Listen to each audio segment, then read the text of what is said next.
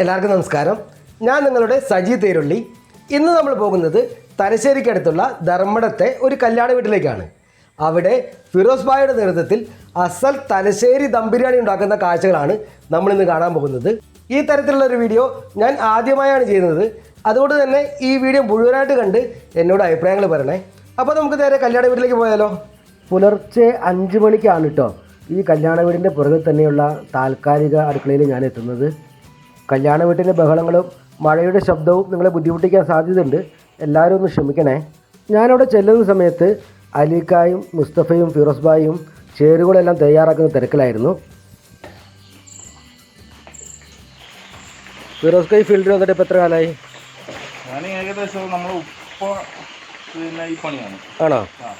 അപ്പോൾ ഏകദേശം എന്ന് പറഞ്ഞു കഴിഞ്ഞാൽ ഓർമ്മ ശരിയാണെങ്കിൽ 88 മുതൽ ഒറ്റക്ക് പണിയെടുക്കുന്നുണ്ട്. 89 അത് ശരി. ഫസ്റ്റ് സ്റ്റാർട്ടിങ് അത് 89 ബിരിയാണി ഒറ്റക്ക് പോയിട്ട് വെച്ചു. അപ്പോൾ 20 വർഷത്തിന് മേലെയായി. ഇതാണ് ബിസ്ത അല്ലേ? ആ, ഇതാണ് ബിസ്ത. ഇതിപ്പോൾ എത്ര കിലോ ഉള്ളിൻ്റെ ഉണ്ട്? ഇത് ഏകദേശം ഒരു 10-14 കിലോ ഉണ്ടാവും. ഇതാണ് ബിസ്ത. തലശ്ശേരി ബിരിയാണി രുചിയുടെ ഒരു പ്രധാന രഹസ്യം ഇതാണ്. സവാള നൈസായി അരിഞ്ഞ് എണ്ണയിൽ വറുത്തെടുക്കുന്നതിനെയാണ് ബിസ്ത എന്ന് പറയുന്നത്. ഇത് സൺഫ്ലവർ ഓയിലിലും പാം ഓയിലിലും വറുത്തെടുക്കാറുണ്ട്. ഇവിടെ ഇത് പാം ഓയിലാണ് വറുത്തെടുത്തിരിക്കുന്നത്. അതിനാണ് കൂടുതൽ രുചി എന്നാണ് ഫിറോസ് ഭായി പറയുന്നത്. ബിരിയാണി ചോറിൻ്റെ മുകളിൽ വിതറാൻ മാത്രമല്ല കേട്ടോ. തലശ്ശേരി ഭാഗങ്ങളിൽ ഇതിൽ പകുതിയിലധികം ഉപയോഗിക്കുന്നത് ചിക്കൻ ഉപയോഗിക്കുമ്പോൾ അതിൻ്റെ കൂടെയാണ്. 130 കിലോ കോഴിയും 80 കിലോ അരി ഉപയോഗിച്ചുള്ള ചിക്കൻ ദം ബിരിയാണിയാണ് ഇന്നിവിടെ ഉണ്ടാക്കുന്നത്. അതിന് വേണ്ടിയിട്ടുള്ള ലഗോൺ കോഴി ഇവിടെ വൃത്തിയാക്കിക്കൊണ്ടിരിക്കുകയാണ്. ചില സ്ഥലങ്ങളിൽ ലഗോൺ കോഴിക്ക് മുട്ടക്കോഴി എന്നും പറയാറുണ്ട്. ഇത് എത്ര കിലോ കോഴിയുണ്ട്? ഇത് 100 കോഴി മാക്സിമം ഒരു 132 കിലോ ഉണ്ടാവും. ഇത് ഓക്കെ. ഇത് എത്ര കഷ്ണമായിട്ട് വെട്ടുന്നത്? ഇന്ന് 9 കഷ്ണം, പൊതുവെ 8 കഷ്ണമാണ്. ഇന്ന് 9 പീസായിരിക്കും. പക്ഷെ വലിപ്പമുള്ള കോഴിയാണെങ്കിൽ 9 പീസ്, സാധാ 8 പീസായിരിക്കും. എല്ലാവർക്കും ഒരു സംശയമാണ്, ഒരു 100 ആൾക്ക് എത്ര കിലോ കോഴിയാണ് വെക്കുക? 100 ആൾക്ക് ലഗോണാണെങ്കിൽ ഏകദേശം ഒരു 15 കോഴി വേണ്ടി വരും. 15 കോഴി എണ്ണം. അത് 8 പ്രകാരം പൊട്ടിക്കഴിഞ്ഞാൽ ഏകദേശം സിംഗിൾ പീസാണെങ്കിൽ ഏകദേശം അല്ലെങ്കിൽ 20 കോഴി വേണ്ടി വരും, ഡബിൾ പീസ് കൊടുക്കുകയാണെങ്കിൽ. പിന്നെ നമ്മളെ നാട്ടിലൊക്കെ സിംഗിൾ പീസ് അല്ലെങ്കിൽ ഡബിൾ പീസ്. കണ്ണൂർ ഭാഗത്താണെങ്കിൽ ഇപ്പോൾ 30 കിലോ അരി ഇടുന്നുണ്ടെങ്കിൽ 30 കിലോ ഇറച്ചി. 30 കിലോ തന്നെ. തണുപ്പ് സമയമാണെങ്കിൽ 30 കിലോ ഏകദേശം 150 പേർക്ക് കഴിക്കാം. പിന്നെ ചൂടാണെങ്കിൽ ഏകദേശം 200 പേർക്ക്.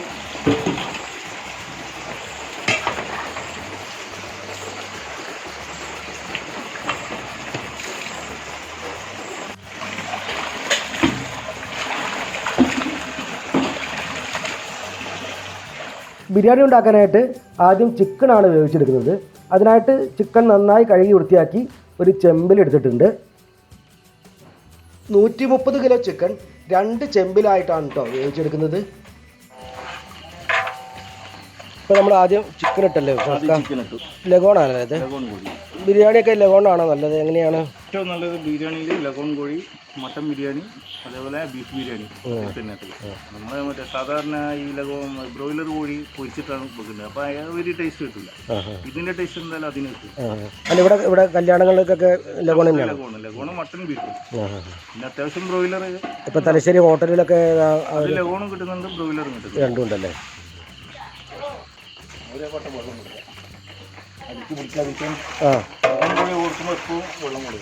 മഞ്ഞൾപ്പൊടി അല്ലേ? ഇപ്പോൾ ചിക്കൻ ഇട്ടു, അടുക്കി പിടിക്കാതിരിക്കാൻ വേണ്ടി കുറച്ച് വെള്ളം ഒഴിച്ചു, മഞ്ഞൾപ്പൊടി ചേർത്തു, മുളക് പൊടി അല്ലേ? കുരുമുളക് പൊടി, വെളുത്തുള്ളി,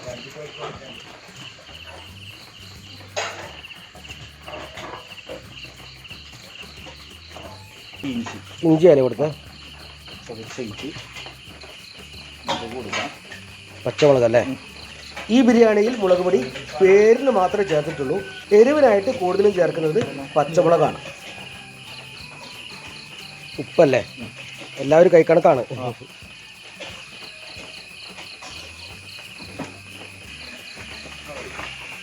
തക്കാളി അല്ലേ?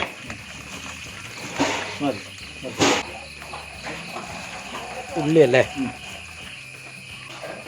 ഉള്ളി എത്ര കിലോ ഉണ്ടാവും? ഇത് ഏകദേശം ഒരു 14 കിലോ ഉണ്ടാവും. അതിലേക്ക് ഇത് തട്ടിക്കണേ.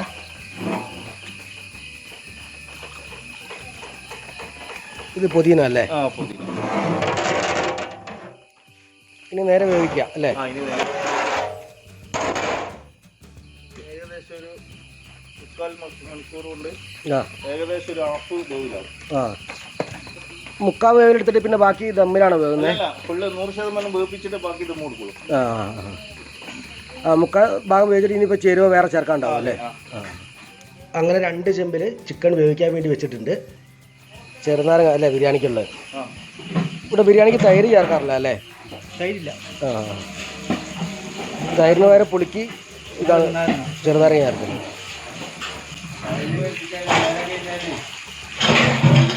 എങ്ങനെ?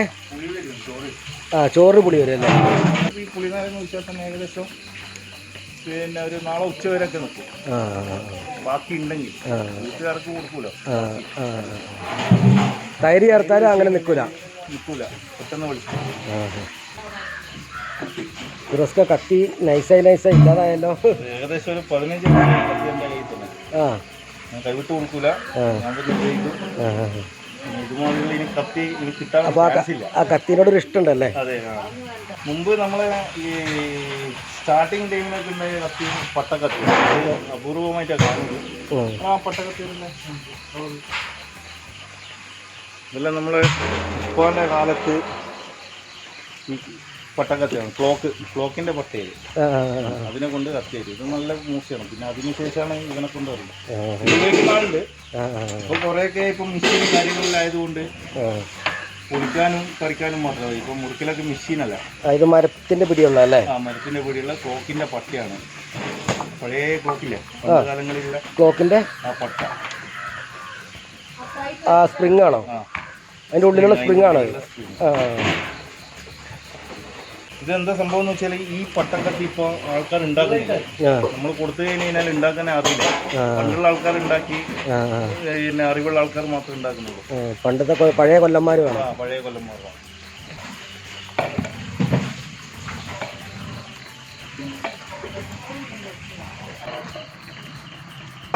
ഇത് പിളക്ക സമയമായല്ലേ?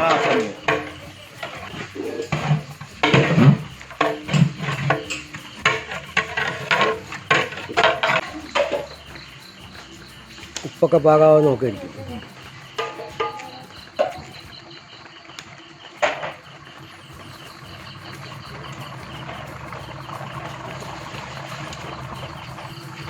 എരിവ് കുറവിന് കുറച്ച് മുളക് ചേർക്കുന്ന. ഏകദേശം ഒരു 60% ആയി കഴിഞ്ഞാൽ ചിക്കൻ മസാല കൊടുക്കുക. സ്വല്പം മതി.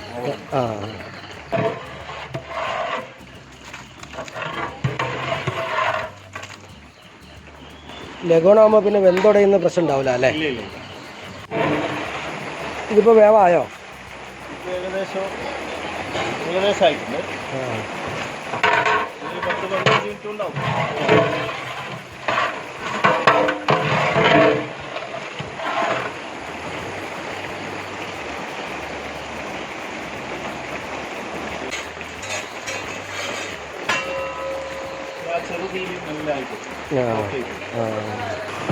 ഇപ്പോൾ നമ്മൾ റൈസ് ഉണ്ടാക്കാൻ വേണ്ടിയിട്ടുള്ള കരയാമ്പൂ അല്ലേ? കറുവപ്പട്ട, ഏലക്ക,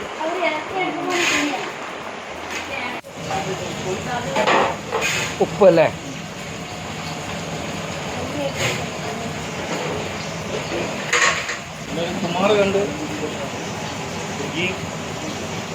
നെയ്യ് ചേർക്കുക അല്ലേ? ഏകദേശം ഒരു 1.5 കിലോ 40 കിലോ അരി. 1.5 കിലോ ഏകദേശം ഒരു 3 ലിറ്റർ അരി.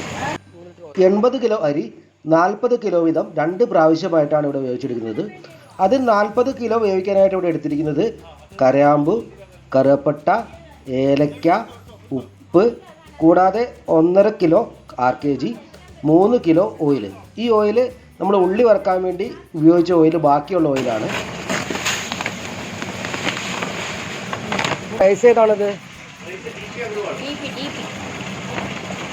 ഇത് കൈമയാണ്, കൈമ ആണ്. പിന്നെ DP അഗർവാളുണ്ട്, ഇത് MP അഗർവാളുണ്ട്. അതൊക്കെ നല്ല സൂപ്പർ ഏരിയ. പിന്നെ റോസ്, കോഴിക്കോടൊക്കെ കൂടുതൽ റോസാ ഉപയോഗിക്കുന്നത്. ഇതിപ്പോൾ നമ്മൾ കഴുകിയെടുക്കുക മാത്രം ചെയ്യുന്നു. കഴുകിയെടുക്കും, കുറച്ച് ഉപ്പിട്ടിട്ട് നന്നായിട്ട് ഒരു 4-5 വെള്ളത്തിൽ കഴുകിയിട്ട് കൊട്ടയിലേക്ക് മാറ്റും. അതിനുശേഷം എന്തിനാ ഉപ്പിടുന്നത്? എന്തിനാ ഉപ്പ്? പിന്നെ ഇതിൻ്റെ കാടി നന്നായിട്ട് പോകാൻ വേണ്ടി. കുതിരാൻ വെക്കേണ്ട ആവശ്യമില്ല അല്ലേ? വേണ്ട വേണ്ട, ബസ്മതി റൈസ് മാത്രം. ഇത് ചെറിയ അരി ആകുമ്പോൾ കുതിരാൻ വെക്കേണ്ട ആവശ്യം. കുറച്ചും കൂടി മതി, ഓവറാക്കണ്ട. ഓവറാക്കി കഴിഞ്ഞാലില്ല, അരി കഴുകാൻ കഴിയില്ല.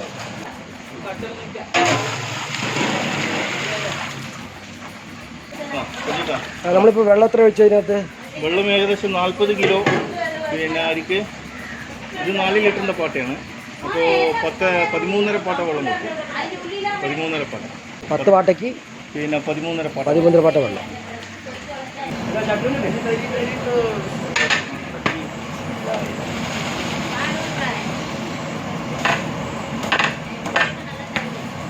ഈ ചട്ടം വെച്ചത് എന്തിനാ? ഇത് കൊട്ട അടിക്കാൻ വേണ്ടിയിട്ട്. അത് അങ്ങനെ കാര്യം ചെയ്യും. ഇതിങ്ങനെ ആകുമ്പോൾ പൈരി ആയിട്ട് പോവാ.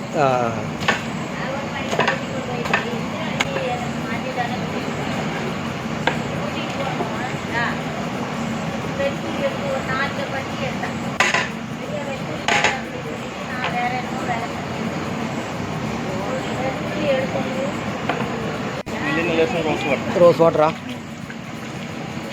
ചെറുനാരങ്ങ നീരും ചേർത്തല്ലേ? ചെറുനാരങ്ങ നീര് പിന്നെ ഒട്ടാതിരിക്കാൻ വേണ്ടിയിട്ട് തിളച്ച് വരും. അതിനുശേഷം ഒന്ന് ഉപ്പ് നോക്കാം, ഏതെങ്കിലും കുറച്ചും കൂടി ഇട്ട് കൊടുക്കാം.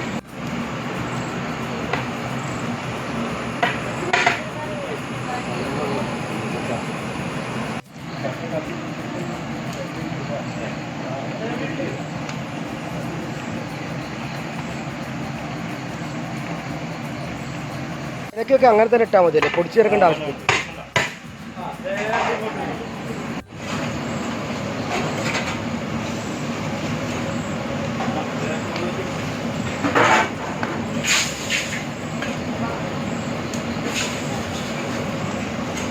വെള്ളം വറ്റി വരുമ്പോൾ തീ വലിക്കണം അല്ലേ? വെള്ളം വറ്റി വരുമ്പോൾ തീ വലിക്കാം. ഇത് വെയിറ്റ് വെച്ചോളൂ. ആ ആ 20 മിനിറ്റ് കഴിഞ്ഞിട്ട് നോക്കൂ. ആ ഇത് സൈഡിൽ തീ വേണമല്ലേ? ആ ചൂടങ്ങനെ തന്നെ നിൽക്കാൻ വേണ്ടിയിട്ട്. ഇപ്പോൾ ഏകദേശം ഒരു 100% ആയിട്ടുണ്ട് ചിക്കൻ വെന്തല്ലേ? ഇനി ഇതിന് മേലെ റൈസ് കൊടുക്കും, ദമ്മ് കൊടുക്കും. ആ ഇതെന്താ ചേർക്കുന്നത്? നാരങ്ങ നീര്, ആ ഗരം മസാല കൂട്ട്. ആ നിങ്ങളെ ഫിറോസ് ഭായിയുടെ സ്പെഷ്യൽ ഗരം മസാല, അതായത് ബിരിയാണി മസാല. ബിരിയാണി മസാല പിന്നെ RKG അല്ലേ?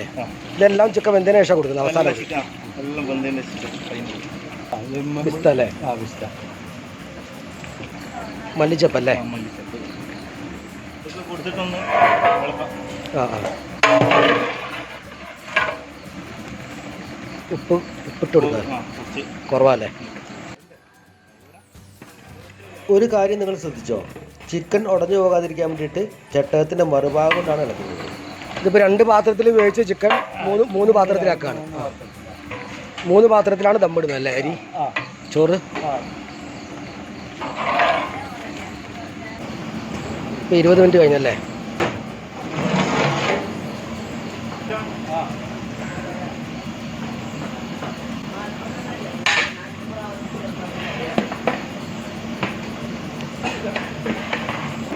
ചിക്കൻ നിരത്തി വെക്കുക അല്ലേ?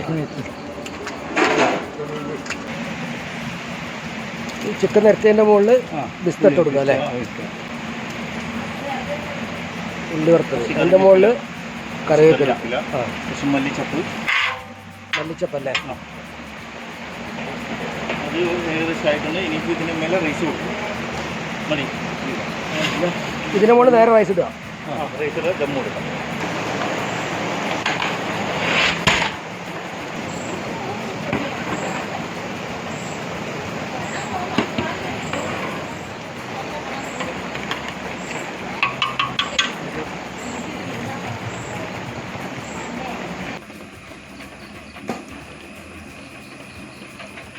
ഇത് റോസ് വാട്ടർ അല്ലേ?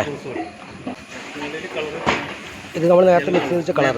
ആ, ഓറഞ്ച് യെല്ലോ കളർ നാരങ്ങാനീരിലും റോസ് വാട്ടറിലും മിക്സ് ചെയ്താണ് ചേർക്കുന്നത്. അണ്ടിപ്പരിപ്പ്, മുന്തിരി, ഉള്ളി വറുത്തത് അല്ലേ? മല്ലിച്ചപ്പ്. ഇത് നമ്മൾ ഇല പൊതുവെ ഇങ്ങനെ ആൾക്കാർ വെക്കാറില്ല. നമ്മൾ വെക്കും, പക്ഷേ അതിന് നല്ല ടേസ്റ്റാണ്. ഈ വാടിൻ്റെ ഒരു സ്മെല്ലെല്ലാം ഉണ്ടല്ലോ. ശരി. ഇല വാടി കഴിയുമ്പോൾ ഒരു മണം അല്ലേ? ഇത് കോറത്തുണി അല്ലേ? കോറത്തുണി.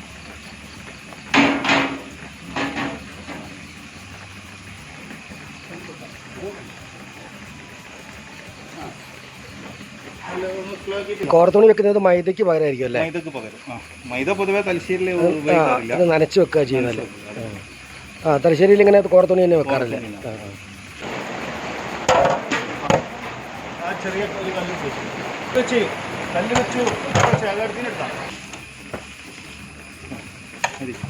ഒരു അമർന്നിരിക്കാനല്ലേ? അതിൻ്റെ ഏറെ പുറത്തേക്ക് പോകാതിരിക്കാൻ.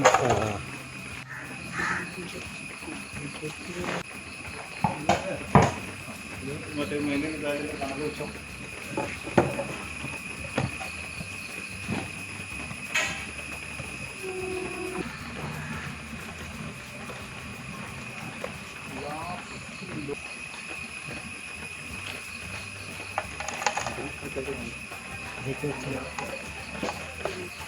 ഇത് ആസിയോട് വെച്ച കേട്ടോ. ഇത് ആസിയോട് വെച്ച മണല്. ഇനി ഇത് വിളമ്പുന്നവരെ അങ്ങനെ തന്നെ വെക്കാം. തുണി വെച്ചു.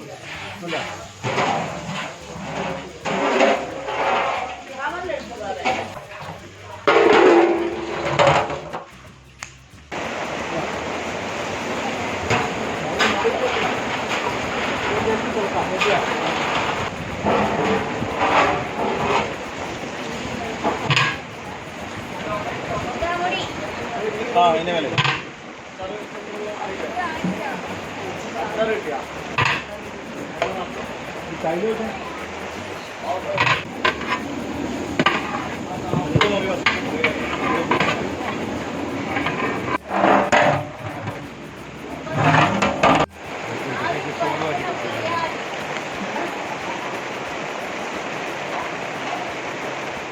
ഫിറോസ് ഭായി ഉണ്ടാക്കിയ ബിരിയാണി നമുക്കൊന്ന് ടേസ്റ്റ് ചെയ്ത് നോക്കാം.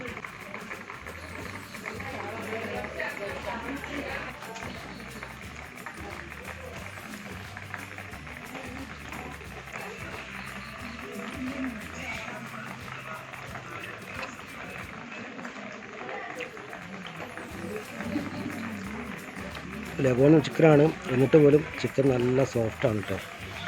മസാലയുടെ കൊത്തിലൊന്നുമില്ല.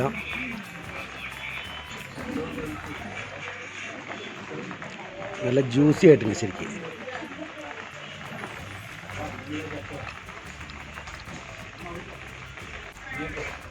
ഇനി റൈസ് ഒന്ന് നോക്കട്ടെ.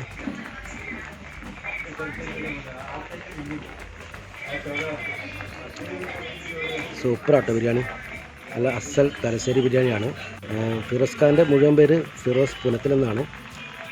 ഞാൻ അദ്ദേഹത്തിൻ്റെ നമ്പർ ഡിസ്ക്രിപ്ഷനിൽ കൊടുക്കാം. നിങ്ങൾക്ക് എന്തെങ്കിലും പരിപാടികളൊക്കെ ഉണ്ടെങ്കിൽ അദ്ദേഹത്തെ വിളിക്കാം. നല്ല അസൽ തലശ്ശേരി ദം ബിരിയാണി ഉണ്ടാക്കി തരും. അപ്പോൾ ഞാനിത് മുഴുവൻ കഴിച്ചോട്ടെ. ഫിറോസ് ഭായ്, ഞാൻ ബിരിയാണി കഴിച്ചു നോക്കി. സൽസ ഞാൻ ആദ്യമായിട്ട് കഴിക്കുന്നത്. എങ്ങനെ കഴിക്കേണ്ടതെന്ന് പോലും എനിക്ക് അറിയില്ലായിരുന്നു. ഒരു ചെറിയ കൺഫ്യൂഷനൊക്കെ ഉണ്ടായിരുന്നു. അതുപോലെ ബീഫ് ഫ്രൈ കഴിച്ചു നോക്കി. എല്ലാം വളരെ സൂപ്പറായിട്ടുണ്ട്. അത് മാത്രമല്ല, ഇത് ഉണ്ടാക്കുന്നതൊക്കെ വളരെ വ്യക്തമായിട്ടാണ് നിങ്ങൾ പറഞ്ഞു തന്നത്. എല്ലാത്തിനും ഒരുപാട് നന്ദി. ഇനി ഇതുപോലെ എന്തെങ്കിലും വലിയ പരിപാടികളൊക്കെ വരുമ്പോൾ വേറെ ഐറ്റം ഒക്കെ ഉണ്ടാകുമ്പോൾ എന്നെ വിളിക്കണം. എന്തായാലും ഞാൻ വീണ്ടും വരാം. ഓക്കെ, അപ്പോൾ എല്ലാത്തിനും നന്ദി കേട്ടോ. Thank you.